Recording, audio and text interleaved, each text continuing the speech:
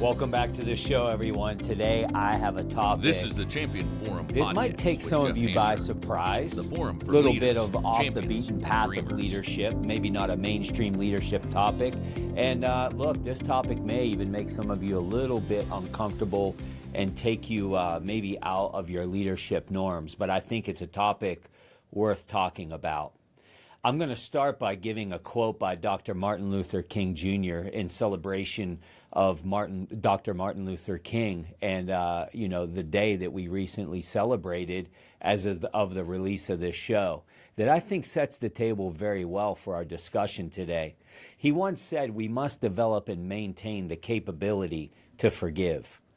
He who is devoid of the power to forgive is devoid of the power to love." We're talking about forgiveness today. Today, we're gonna unpack this thing of forgiveness and how it can be used as a leadership strategy. I think, as the Reverend King had referenced to us, the one that is void of the ability to forgive is also void of the ability to love. If I were to ask you, hey, as a leader, do you want to endear your people? Do you want to make sure that the people on your team know that you care? I believe we would all say a hearty yes to that. Yes, we want that to be the case. Well, just like that quote that we read from him, if you truly want to be that kind of a leader, you also have to have the ability to forgive. And forgiveness is a two-way street. It's about the leader saying, hey, can you forgive me? As well as saying, I'm going to open up the door of our culture so that you, the employee, can also seek forgiveness. I was recently asked to provide our performance management workshop to a group of amazing leaders. And in the workshop, one of the topics that I present is how critical it is to set expectations. You know, giving these firm expectations earns the leader the right to hold people accountable and give feedback. And then after I'm done teaching the importance of setting clear expectations, I give each one of the leaders a PowerPoint presentation template that they can use to reset expectations with their team. And I let the leaders know that if they're going to hold people accountable, it begins with expectations. And so I go through this exercise of how to reset expectations, specifically cultural expectations on the team. And it's a great tool that leaders can use to go back after the workshop and kind of do this reset. And following the workshop, this leader reaches out to me and they told me, hey, Jeff, loved the workshop, valuable content. It was never taught to me that way before. And I really want to move forward with this. And hey, I'm reviewing that PowerPoint presentation template that you sent us about setting expectations. And I got to tell you, I've grown a little concerned. They went on to tell me that they were concerned about gathering their team up in the conference room and resetting the expectations using this presentation. He said, Jeff, I've gone all these years without ever doing this with my team. And I know when I present this to them, they're going to think I'm nuts. They're going to think I'm crazy. They might even feel like this is a little bit rigid. I kind of like things the way that they are, where everybody just runs around and does whatever they want to do. But I know that I have to do it. And he asked me for some help. I responded by telling him that he was probably right. They probably are going to look at you like you're crazy, and why would we be making all of these changes? You know, often when we make changes as leaders, it's not about right or wrong. It's about change. It's different. Not everybody embraces change very well. They go through a process, and they might not like it. And of course, he's asking me, so, okay, that's the bad news. How do I do this? How do I reset the table here? And I told him that the answer to his question, it was very, very simple, but it certainly wasn't going to be easy. And I told him that what he needed to do was start by asking his team for forgiveness. And my gosh, if you could have seen his eyes, and if you could have seen the look of confusion, like, what do you mean I have to ask for forgiveness? This was going to be the starting point. And I told him, if you think about it, all of these years, you haven't been doing what you needed to do as a leader to lead this team effectively. Doesn't it stand to reason that you should apologize for that and ask for forgiveness? I'm not here to say that it was intentional. You've been doing your very best. But now you've come to this revelation through my workshop that you have information now to be a better leader, but you haven't been the leader that you could have been. Now you got to ask for forgiveness. And I role played this with him. I said, pull the team in, and before you even get to the first slide, let the team know, hey team, listen, the reason we're meeting today is I've come to an understanding that I have not been leading this team effectively, and I haven't been the leader that you all deserve. What I've come to learn is that I have not been clear in setting expectations.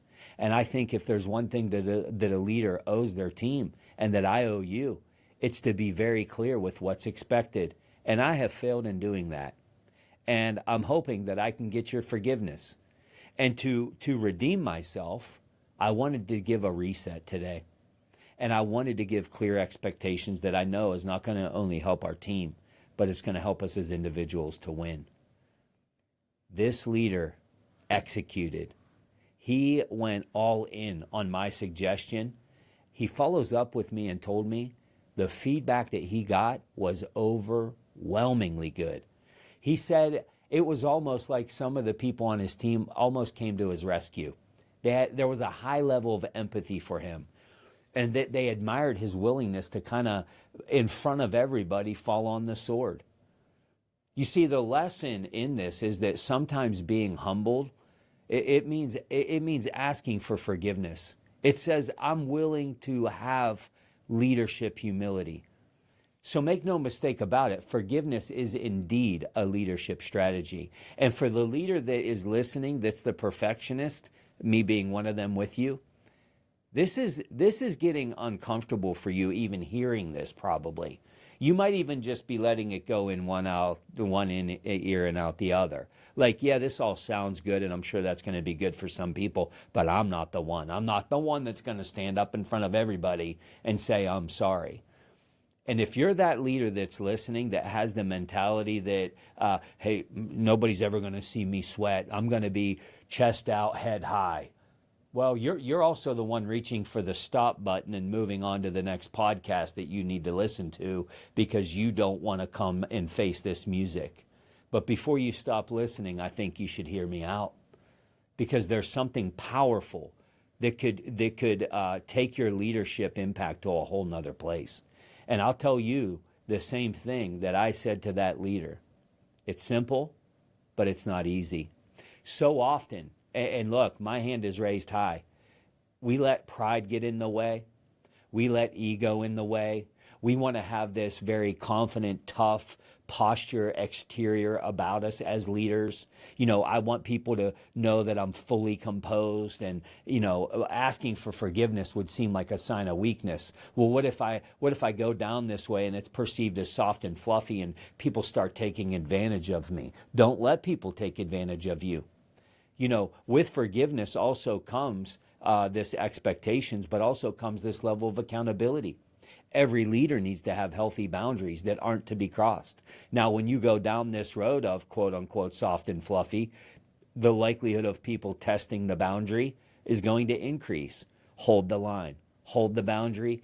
Every leader should have high standards. What I would also say is that if you are this leader, this strategy will make an even bigger impact. Why? Because nobody is expecting it. Nobody is expecting you, overconfident, chest out leader that's coming with this level of vulnerability and humility. It's going to have a bigger impact than any other leader, because nobody is going to see this thing coming. Apology is a vital leadership practice, but asking for forgiveness, man, it is a big leap beyond apologizing. I'm sorry, and will you forgive me, are literally miles apart. They have much deeper impact. When you ask for forgiveness, you're providing power to that other person by allowing them the option to forgive you or not. The ball is in their court, and by the way, you have no control over how they respond, but you always have control over how you deliver. You have put yourself now in their hands, and you are certainly not in a comfortable place most times. You're displaying an immense amount of vulnerability, an immense amount of humility. When you're asking for forgiveness, you are exposing yourself and you're asking for grace from that other person or maybe from your team. Asking for forgiveness, it also takes some reflection. I gotta look inward here a little bit. Have I been running too fast and I'm not seeing the damage maybe that I'm doing? We need to have an understanding of what it is that we did, and how am I possibly hurting other people? How am I possibly undermining other people? What am I maybe doing that I need to correct and seek forgiveness with? By taking the time just to sit back and kind of review your actions and your posture and how you're moving forward as a leader, this is going to ensure that your interaction with that team member is genuinely received, versus you just checking this box of compliance and saying, hey, come on into my office for a second, Joe. Hey, just wanted to say I'm sorry for interrupting you the other day. That's a check in the box. Now, look, I'm not saying it's bad, but it's a far cry from what we're talking about today. And this isn't easy. It's not easy. But I will bet you that you will notice how much closer you start getting to that person that you're talking to after that interaction than maybe you ever were before that moment. Forgiveness, both asking for it and giving it, it builds trust and it reinforces connection. It creates a bond that really can't be manufactured any other way. So let's talk about the power of providing forgiveness. There's a lot of power in this, and forgiveness goes both ways. But trust, if we're going to boil this down to one thing, we're talking about trust. And trust is a leadership's currency, isn't it? And without forgiveness, trust becomes fragmented. Without forgiveness, trust is a little bit fragile here. I don't know if we can completely have it. Trust doesn't mean that I'm calling you a liar and that you're dishonest. Trust is very intentional. It's something that the leader does consistently. And I will tell you, forgiveness is one of the ingredients for trust. There's some very important values that leaders need to know about forgiveness. The first one is, let's break these down into some segments here. A leader's capacity for forgiveness directly affects their effectiveness. It's true. How effective do you want to be? Well, Jeff, I'm doing pretty good. That's great. Let's celebrate that for a moment. But let me ask the question, how much better could you even be? Because unless people know forgiveness is possible with you, they're not going to tell you the truth when you need it most. There are times in our leadership journey that we need the truth. The old line from the movie, you can't handle the truth, right? If we don't have a culture where people feel like they can come to us and talk about things, and knowing that if they blow something or they don't do it the right way or whatever it might be, I'm going to tell you what environment you're creating. You're creating an environment where people are hiding mistakes. They're kind of sweeping things under the rug, hoping that you don't see them. They're telling secrets behind your back. They're covering up for one another so that you don't find out because nobody wants to feel your wrath. And the list goes on and on and on. There's got to be a healthy level of culture that says when you go to the leader, there's going to be some real composure, and there's going to be a level of forgiveness.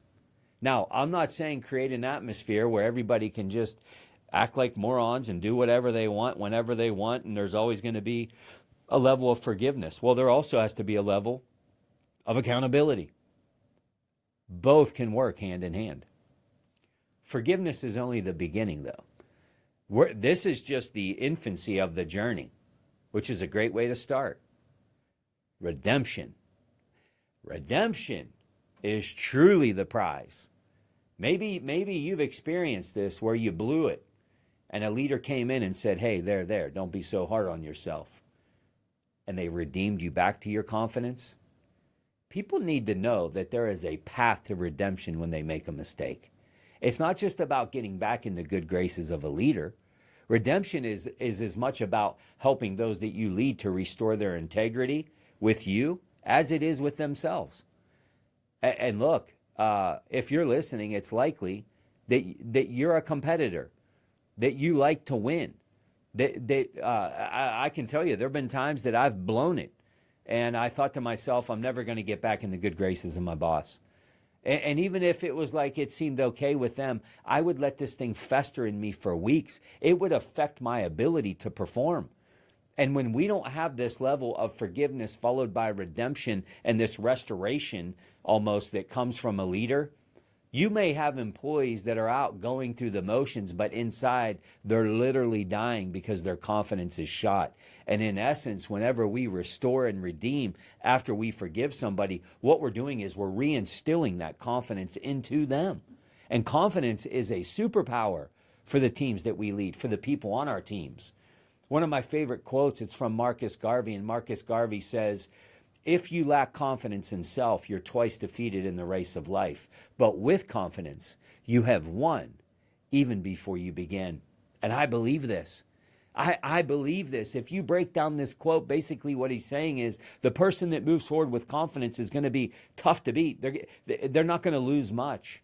But do not underestimate how critical it is and the leader's role in instilling confidence in other people, especially when they falter.